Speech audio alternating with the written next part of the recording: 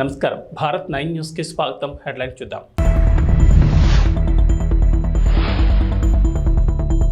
భూమి బద్దలైన ఆగస్టు 15 లోపు రుణమాఫీ, రేవంత్ రెడ్డి.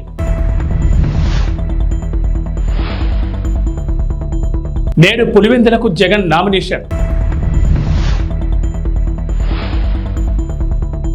ఏపీ ఇంటెలిజెన్స్ డీజీగా కుమార్ విశ్వజిత్ నియామకం. తెలంగాణ ముఖ్యమంత్రి రేవంత్ రెడ్డి ఆసక్తికర వ్యాఖ్యలు చేశారు. నారాయణపేట జిల్లా మత్తూరులో జరిగిన కాంగ్రెస్ కార్యకర్తల సమావేశంలో సీఎం రేవంత్ రెడ్డి పాల్గొన్నారు. ఈ సందర్భంగా రేవంత్ రెడ్డి మాట్లాడుతూ కాంగ్రెస్ ఇచ్చిన 6 గ్యారంటీల్లో 5 గ్యారంటీలను అధికారంలోకి వచ్చిన 100 రోజుల్లోనే పూర్తి చేశామని చెప్పారు. 10 ఏళ్ల అధికారంలో ఉన్న కేసీఆర్ ఎన్నికల హామీలను నెరవేర్చలేదని మండిపడ్డారు. కేసీఆర్ చేసిన రుణమాఫీ బ్యాంకుల వడ్డీలకే సరిపోలేదని విమర్శించారు. ఆగస్టు 15 లోపు 2 లక్షల రైతు రుణమాఫీ చేస్తామని సేవాలాల్ సాక్షిగా తాను మాటిస్తున్నానని చెప్పారు. నిన్న మాట ఇచ్చిన 15 ఆగస్టు లోపల తప్పకుండా 2 లక్షల రూపాయల రైతు రుణమాఫీ చేసే బాధ్యత నాది.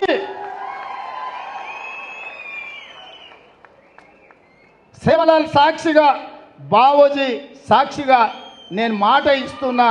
15 ఆగస్టు లోపల నేను మీ రైతు రుణమాఫీ చేస్తాను. హరీష్ రావు అంటున్నాడు నిన్న, చేయకపోతే రాజీనామా చేస్తావా అని. నేను హరీష్ రావుకు సూటిగా కేసీఆర్ సవాలు విసురుతున్నా. 15 ఆగస్టు లోపల రుణమాఫీ నేను చేస్తా. నేను రుణమాఫీ చేస్తే నీ పార్టీని నువ్వు రద్దు చేసుకుంటావా? సవాల్ను స్వీకరించు. 15 ఆగస్టు లోపల 2 లక్షల రుణమాఫీ చేసి చూపిస్తా. అక్కడి సూర్యుడు ఇక్కడ మొలిచిన, భూమి ఆకాశాలు తలకిందులైనా, కేసీఆర్ ఫామ్ హౌస్లో ఊరేసుకొని సచ్చినా 15 ఆగస్టు లోపల రైతులకు 2 లక్షల రుణమాఫీ చేస్తా. చేసిన మరుక్షణమే నీ పార్టీని నువ్వు రద్దు చేసుకుంటావా? నా సవాల్ను స్వీకరించు. హరీష్ రావు పోయి నీ మామని అడుగు. నేను మాటిస్తే ఎట్లుంటానో తెలుస్తుంది. నీ మామకు తెలుసు నీకంటే ఎక్కువ. అందుకే ఇవాళ చెప్తున్నా, ఈ వేదిక మీద నుంచి ఏ రైతు ఆధైర్యపడాల్సిన పని లేదు, ఏ రైతు బాధపడాల్సిన అవసరం లేదు. నేను బ్యాంక్ వాళ్ళకు కూడా చెప్తున్నా, రైతులకు నోటీసులు ఇస్తున్నట్ట డీసీసీబీ బ్యాంక్ వాళ్ళు. ఎవరు మీరు అట్లాంటి అతిగా వ్యవహరించొద్దు. మిర్చితో సహా, అనా పైసతో సహా మీ పైసల్ని 15 ఆగస్టు లోపల తెలంగాణ ప్రభుత్వం చెల్లిస్తుంది. మీరు రైతులను ఎవరినైనా ఇబ్బంది పెట్టే కార్యక్రమం చేస్తే ఈ ప్రభుత్వం చూస్తూ ఊరుకోదని చెప్పి బ్యాంక్ అధికారులకు, కోఆపరేటివ్ బ్యాంకు అధికారులకు కూడా నేను స్పష్టంగా విన్నవిస్తున్నా. మాది జిమ్మెదారీ రైతుల తరఫున రుణమాఫీకి మీ అప్పు చెల్లించేది. 15 ఆగస్టు లోపల నీకు అప్పు కడతాం. మా రైతుల పాస్ పుస్తకాలు విముక్తి చేసి ఇంటింటికి వాళ్ళ దగ్గరికి పంపించే బాధ్యత మా ప్రభుత్వం తీసుకుంటుంది. తెలంగాణ ప్రజల కోసం, తెలంగాణ రాష్ట్ర ప్రయోజనాల కోసం భారత రాష్ట్ర సమితి ఎంతవరకైనా కొట్లాడుతుందని, ఈ విషయంలో ఎవరితోనూ రాజీ పడబోదని బీఆర్ఎస్ పార్టీ అధ్యక్షుడు, మాజీ ముఖ్యమంత్రి కె చంద్రశేఖర్ ప్రకటించారు. తెలంగాణ ప్రజల చిరకాల వాంఛైన ప్రత్యేక రాష్ట్రాన్ని సాధించి దాన్ని దేశానికి రోల్ మోడల్గా తీర్చిదిద్దిన ఘనత బీఆర్ఎస్ పార్టీకి, బీఆర్ఎస్ పాలనకే దక్కుతుందని అన్నారు. మంగళవారం తెలంగాణ భవన్లో కేసీఆర్ ఆధ్వర్యంలో కృష్ణా బేసిన్ పరిధిలోని మహబూబ్ నగర్, రంగారెడ్డి, ఖమ్మం, నల్గొండ, హైదరాబాద్ ఉమ్మడి జిల్లాలకు చెందిన మాజీ మంత్రులు, ఎమ్మెల్యేలు, ప్రజాప్రతినిధులు, పార్టీ ప్రముఖులతో సమావేశం జరిగింది. జై తెలంగాణ, జై తెలంగాణ. గౌరవనీయులు పెద్దలు భాస్కర్రావు గారు, గౌరవనీయులు మాజీ మంత్రి జగదీశ్వర్ రెడ్డి గారు, గౌరవనీయులు బీఆర్ఎస్ పార్లమెంట్ అభ్యర్థి శ్రీ కృష్ణారెడ్డి గారు, టపాకాయలు వేల్చేది ఆపాలయా? టపాకాయలు వేసుకోవడం మనోడేనా? సరిగ్గా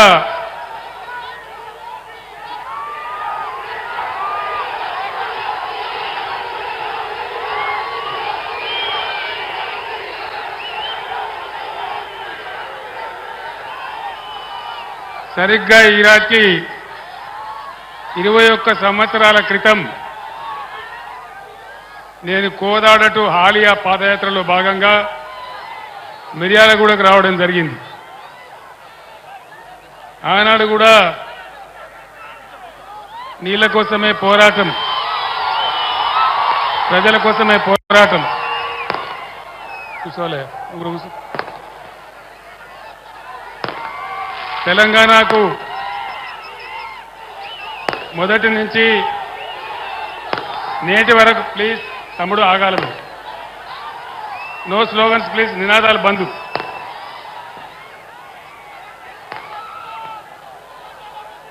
ఆ రోజు నాగార్జున సాగర్ కెనాల్ కింద మనకు నీళ్ళు ఇవ్వకుండా అన్యాయం చేస్తూ ఉంటే ఈ ప్రాంతం అంతా కూడా బావులు దవ్వే పరిస్థితి వస్తూ ఉంటే బాలాజీనగర్ వగైరా నుంచి వస్తూ నేరేడుచర్ల మీదుగా నేను ఆనాడు మిర్యాలగూడకు రావడం జరిగింది. మీరందరూ కూడా ఆ రోజు నాకు భారీగా స్వాగతం పలికారు. ఈరోజు కూడా మళ్ళీ మా యువ తమ్ముళ్ళు, మహిళలు, అక్కా చెల్లెళ్ళు పెద్ద సంఖ్యలో అపూర్వమైన స్వాగతాన్ని పలికారు. భాస్కరరావు గారు ఆ టపాకాయలు ఆపమని చెప్పండి బాబు. ఆ టపాకాయలు ఆపాలి బాబు. నేను 15 నిమిషాలు మాట్లాడతాను, టపాకాయలు ఆపాలి దయచేసి. వెంటనే ఆపేయాల.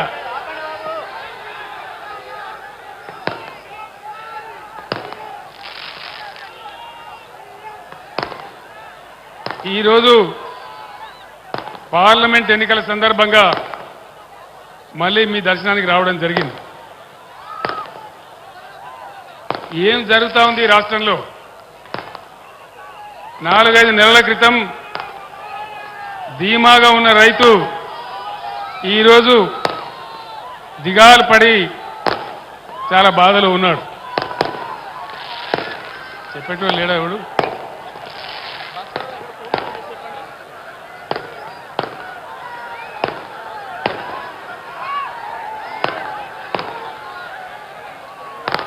మీ అందరితోని నేను ఒక 4-5 విషయాలు మాత్రం మనవి చేస్తాను.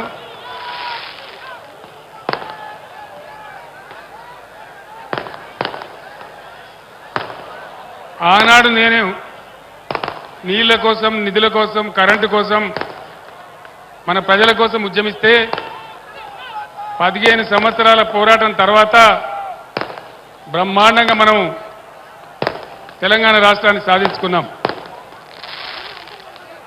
ఈ టపాకాయలు కాల్చేటోడు మనోడేనా మందోడవాడు?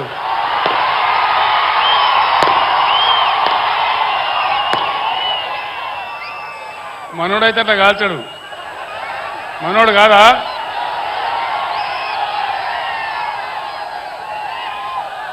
దయచేసి పోలీసు మిత్రులు ఆ టపాకాయలు ఆపేయాల. అది ఎన్నికల నియమావళికి విరుద్ధం, ఆ విధంగా చేయకూడదు. నీళ్లు ఆనాటి నుంచి ఈనాటి వరకు మన పోరాటం నీళ్లు. తెలంగాణ బతుకే నీళ్ల మీద పోరాటం. ఈరోజు ఈ జిల్లాలో మినిస్టర్లు ఉన్నారు. ఇరిగేషన్ శాఖ మంత్రి స్వయంగా ఇక్కడ ఉన్నాడు. వీళ్ళు దద్దమ్మలాగా పోయి నాగార్జున సాగర్ కట్ట మీద కేంద్ర ప్రభుత్వానికి అధికారం ఇచ్చేసినారు, కేఆర్ఎంబీకి అప్పచెప్పినారు. మీరందరూ కూడా చూసినారు ఆ విషయాన్ని కల్లారా. మీ అందరు నేను ఒకటే, కోపం వచ్చిందో ఏం భ్రమల పడ్డారో, పాలిచ్చే బర్రెను ఆయన అమ్మేసి దున్నపోతుని తెచ్చుకున్నారు. ఇక తర్వాత ఏం నడుతుందో 3వ నెల పోయినా నా కట్టె కాలే వరకు తెలంగాణకు అన్యాయం జరిగితే చివరి శ్వాస దాకా కూడా పులిలాగా లేచి కొట్లాడతా తప్ప పిల్లిలాగా ఉండను. ఎట్టి పరిస్థితులలో 600 ఏ విషయంలో కూడా తెలంగాణకు అన్యాయం జరగనివ్వను. కొట్లాడదాం. కృష్ణా జలాలు కేఆర్ఎంబీ అంటే కృష్ణా రివర్ మేనేజ్మెంట్ బోర్డుకు భద్రపల్లాగబోయి అప్పచెప్పినారు ఈ గవర్నమెంట్. ఇది చిల్లర మల్లర రాజకీయ సభ కాదు, రాష్ట్ర ప్రభుత్వానికి కాదు, రాష్ట్ర నాయకులకు కాదు. ఇలా నీళ్లు వంచడానికి సిద్ధంగా ఉన్నటువంటి బ్రిజేష్ కుమార్ ట్రిబ్యునల్కు కానీ, కేంద్ర ప్రభుత్వానికి కానీ, కేంద్ర నీటిపారుదల మంత్రికి కానీ, మన నీళ్లు దొబ్బిపోదామనుకునే స్వార్థ శక్తులకు కానీ ఒక హెచ్చరిక ఈ నల్లగొండ చెలో నల్గొండ సభ. చెలో నల్గొండ ఇయ్యంగానే పిక్క పిక్క చచ్చుడు. ఇజ్జత్ మానం పోతుంది రాబాయి. కేసీఆర్ బొబ్బ పెడితే ఏం చేస్తామంటే ఏం చేస్తామని చేతులు విసుకొని కాళ్ళు విసుకొని అర్జెంటుగా బడ్జెట్ పక్కకు పెట్టి శాసనసభలో తీర్మానం పెట్టింది. ఆ తీర్మానం కూడా చక్కగా లేదు, వాళ్ళ తెలివి సల్లారా. సాగునీళ్ళు తాగునీళ్ళు అని పెట్టిండ్రు, కరెంటు ఉత్పత్తి పెట్టలేదు మళ్ళీ దానిలో ఆ తీర్మానంలో కూడా. అంత తెలివి తక్కువ తీర్మానం అది పెట్టి ఇక మామ అనిపించుకున్నారు. మేమంతా సిద్ధం బస్సు యాత్రతో రాష్ట్రాన్ని చుట్టి బుధవారం రోజు బస్సు యాత్రను ముగించిన ఆంధ్రప్రదేశ్ ముఖ్యమంత్రి వైసీపీ అధినేత వైఎస్ జగన్మోహన్ రెడ్డి పులివెందుల ఎమ్మెల్యే అభ్యర్థిగా నేడు నామినేషన్ దాఖలు చేయనున్నారు. మొదట సిద్ధం సభలు, ఆ తర్వాత మేమంతా సిద్ధం బస్సు యాత్ర ద్వారా రాష్ట్రం మొత్తాన్ని చుట్టేశారు జగన్. మూడో విడత ప్రచారానికి ఆయన సిద్ధమవుతున్నారు. ఈ లోపు తన నియోజకవర్గం పులివెందులో నేడు ఎమ్మెల్యే అభ్యర్థిగా నామినేషన్ వేస్తారు. ఇప్పటికే జగన్ తరఫున Pulivendula municipal vice chairman YS Manohar Reddy ఒక సెట్ నామినేషన్ వేస్తారు.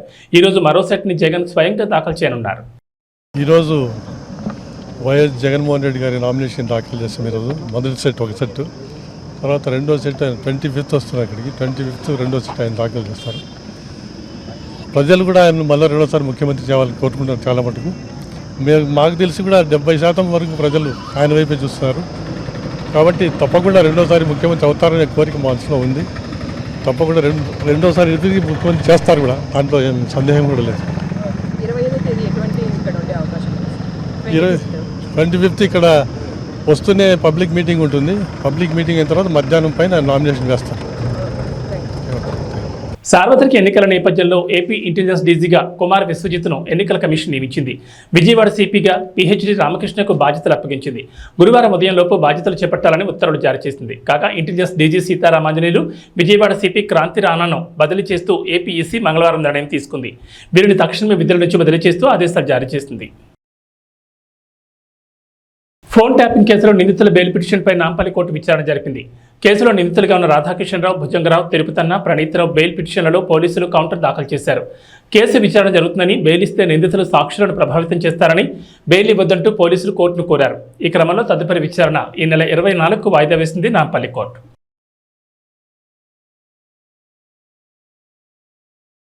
ఎన్నికల ప్రచార నిమిత్తం ప్రధానమంత్రి నరేంద్ర మోడీ వచ్చే నెల 3, 4 తేదీల్లో రాష్ట్రంలో పర్యటించనున్నారు. ఈ 2 రోజుల్లో కనీసం 4 లేదా 5 ఎన్డీఏ బహిరంగ సభల్లో ప్రధాని మోడీ పాల్గొనేలా సమాలోచనలు జరుగుతున్నాయి.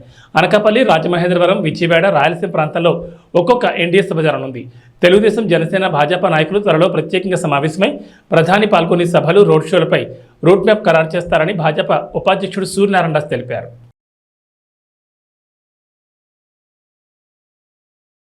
ప్రైవేట్ రంగ Kotak Mahindra bank reserve bank shock ఇచ్చింది. ఆన్లైన్, మొబైల్ బ్యాంకింగ్ మాధ్యమాల ద్వారా కొత్త కస్టమర్లను చేర్చుకోవద్దని ఆదేశించింది. అలాగే కొత్త క్రెడిట్ కార్డులను జారీ చేయకుండా ఆంక్షలు విధించింది. ఈ ఆదేశాలు తక్షణ అమల్లోకి వస్తాయి. బ్యాంక్ ఐటీ రిస్క్ మేనేజ్మెంట్లో తీవ్రమైన లోపాలు బయటపడడం ఇందుకు కారణమని ఆర్బీఐ పేర్కొంది. అయితే క్రెడిట్ కార్డ్ కస్టమర్లు సహా ప్రస్తుతం ఉన్న ఖాతాదారులందరికీ బ్యాంక్ యథాప్రకారం సేవలు అందించడాన్ని కొనసాగించవచ్చని తెలిపింది. మే 4న కోటక్ మహీంద్రా బ్యాంక్ ఆర్థిక ఫలితాలను వెల్లడించనున్న నేపథ్యంలో తాజా పరిణామం ప్రాధాన్యం సంతరించుకుంది. బ్యాంక్ ఎక్స్టర్నల్ ఆడిట్ నిర్వహించి అందులో బయటపడే సమస్యలను, తాము గుర్తించిన లోపాలను పరిష్కరిస్తే ఆంక్షలు సమీక్షిస్తామని ఆర్బీఐ పేర్కొంది. పదే సాంకేతిక అంతరాయాలు తలెత్తున్న కారణంగా 2020 డిసెంబర్లో హెచ్డిఎఫ్సి బ్యాంక్పై కూడా ఆర్బీఐ దాదాపు ఇదే తరహా ఆంక్షలు విధించిన సంగతి తెలిసిందే. గుజరాత్తో చివరి బంతి వరకు ఉత్కంఠభరితంగా సాగిన మ్యాచ్లో ఢిల్లీ క్యాపిటల్స్ విజయం సాధించింది. గుజరాత్ విజయానికి చివరి ఓవర్లో 19 పరుగులు కావాల్సిండగా కేవలం 14 పరుగులు మాత్రమే వచ్చాయి. తొలి 5 బంతుల్లో 13 పరుగులు రాగా చివరి బంతికి 5 పరుగులు అవసరమయ్యాయి. కానీ ఒకే పరుగు రావడంతో గుజరాత్ 4 పరుగుల తేడాతో పరాజయం పాలైంది. రషీద్ ఖాన్ పోరాడిన గుజరాత్కి విజయాన్ని అందించలేకపోయాడు. ఈ మ్యాచ్లో తొలుత బ్యాటింగ్ చేసిన ఢిల్లీ నిర్ణీత 20 ఓవర్లలో 4 వికెట్ల నష్టానికి 224 పరుగులు చేసింది. గుజరాత్ 220 పరుగులకి పరిమితమైంది. ఇంటి స్థలం ఆశ చూపి మా కాలనీ వాసులకు వైసీపీ కండువాలు వేశారని, కానీ ఆ యువకులు టీడీపీ సొంత గూటికి చేరారన్నారు. వైసీపీ నాయకులు దిగజారు రాజకీయాలు చేయడం మానుకోవాలని కర్నూలు పార్లమెంట్ టీడీపీ ఉపాధ్యక్షులు ముత్తిరెడ్డి, పల్లెపాటి రామరెడ్డి అన్నారు. కర్నూలు జిల్లా కొసిగిలో టీడీపీ పార్టీకి కంచుకోటగా ఉన్న 2వ వార్డుకు చెందిన 20 కుటుంబాల యువకులను వైసీపీ పార్టీకి చెందిన ఓ యువకుడు ఇంటి స్థలాలు ఇప్పిస్తామని ఆశ చూపి Mantralayam YCP MLA Balanagi Reddy, YCP మండల ఇన్ఛార్జ్ మురళీరెడ్డి ఆధ్వర్యంలో 2 రోజుల క్రితం వైసీపీ కండువాలు వేశారన్నారు. బుధవారం తిరిగి సొంత గూటికి టీడీపీ పార్టీ కండువాలను కప్పుకున్నారు. టీడీపీ పార్టీ అంటే తమకు ప్రాణమని, పార్టీ ఆవిర్భావం నుంచి తమ తల్లిదండ్రుల పార్టీలోనే ఉన్నామన్నారు.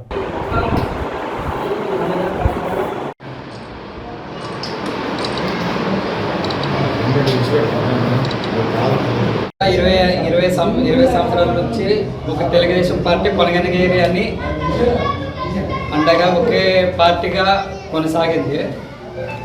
ఈ సమరంలో ఏదో చిన్న కారణం వల్ల ఏదో తెలుగుకున్నట్టు పొరపాటు జరిగింది. అది ఇప్పటి నుంచి అలా జరుపుకున్నట్ల మా కొనగనగిరి అనేది ఒక ఐకమత్యంగా, ఒక నిజాయితీగా, ఒక అండగా ఉండాలని, పక్కకి వెళ్తే పోమని ఈసారి మీ అందరికీ పార్టీ తరఫు నుంచి మన బీసీకి రాఘవేంద్ర రెడ్డి కానీ మన బీసీ వాల్మీకి వచ్చిందనుకో మన దగ్గరుండి ఈరోజు మంత్రాలయం నుండి ఒక తెలుగుదేశం జెండా ఎగరేయాలని ఈరోజు మా పెద్దలందరూ కలిసి ఈ నిర్ణయించడం జరిగింది. తెలుగుదేశం పార్టీకి మేము ఎప్పటికీ అండగా ఉంటాము. జై తెలుగుదేశం, జై చంద్రబాబు.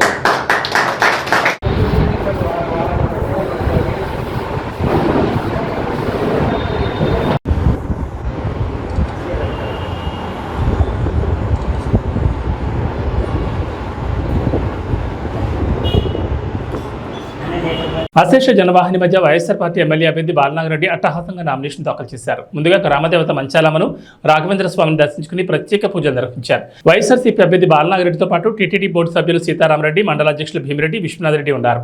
అనంతరం మంత్రాలయం నియోజకవర్గం నుంచి అన్ని మండలాల నుంచి పెద్ద ఎత్తున వైసీపీ శ్రేణులు, అభిమానులు, అనుచరులు, కార్యకర్తలతో పెద్ద ఎత్తున తహసీల్దార్ కార్యాలయం వరకు ఊరేగింపుగా వెళ్లి నామినేషన్ వేశారు. వైఎస్ఆర్ ఎమ్మెల్యే అభ్యర్థి బాలనాగిరెడ్డికి క్రేన్ గజమాలతో సత్కరించారు. డీఎస్పీ సీతారామయ్య ఆధ్వర్యంలో పెద్ద ఎత్తున పోలీస్ బందోబస్తు ఏర్పాటు చేశారు.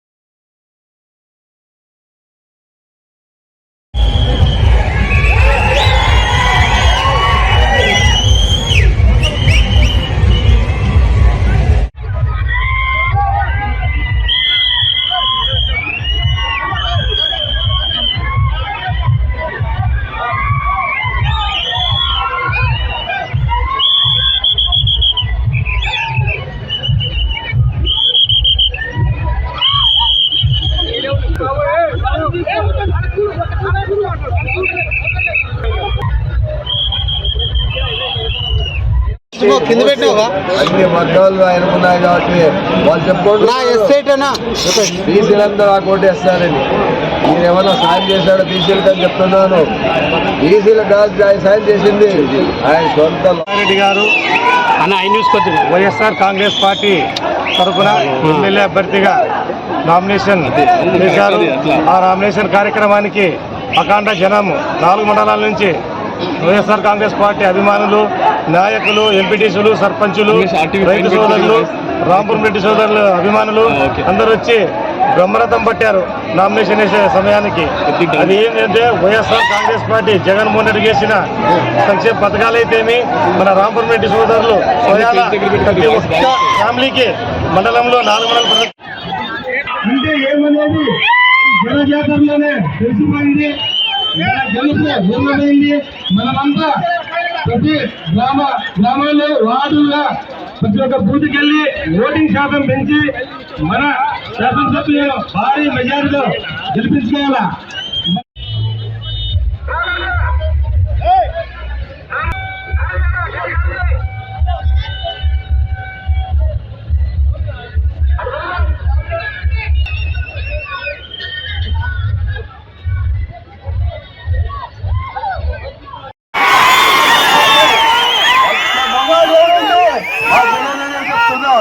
ఎందుకంటే సింగల్ గానే పోటీ చేస్తాం, సింగల్ గానే వస్తుందా.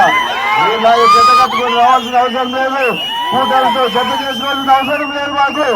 ఎందుకయ్యా నా జనం నా అనుకున్నంత వరకు ఇంకోరి మీద ఆధారపడాల్సిన అవసరం ఏముంది? ఆయనకు 40 ఏళ్ళ ఇండస్ట్రీ, 14 ఏళ్ళ ముఖ్యమంత్రి.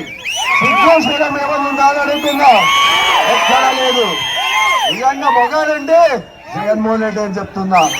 ఒకసారి పులి బయటికి ఫోన్లో నుంచి పులి బయటకు వచ్చింది. అప్పట్లో అప్పుడు మనము ప్రతిపక్షంలో కూర్చున్నా కూడా మనకు భయపడలేదు, పాదయాత్ర చేశాడు మన పులి.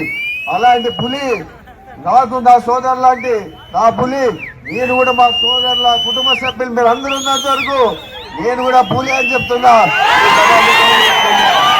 మీరందరూ ఒకటే ఆలోచన చేయాలి, మంచి వ్యక్తులకు ఓటేస్తే 15 సంవత్సరాలు